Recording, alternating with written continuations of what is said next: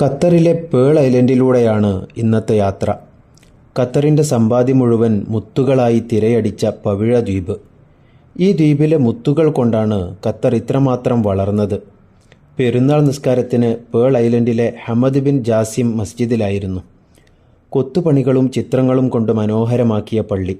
വിശ്വാസികൾ സുന്ദരമായ തക്ബീർ വചനങ്ങൾ ചൊല്ലുകയാണ്.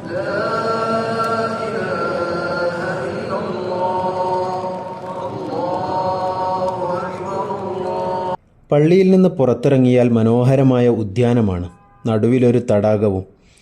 എല്ലാവരും പെരുന്നാൾ ഫോട്ടോഷൂട്ടിലാണ്. ഞാനും സെൽഫി എടുത്ത് സെൽഫിഷ് ആവാൻ നോക്കി. അതിന് ഇവൻ സമ്മതിച്ചില്ല. പുറകിലെ മൗറിത്താനിയക്കാരൻ.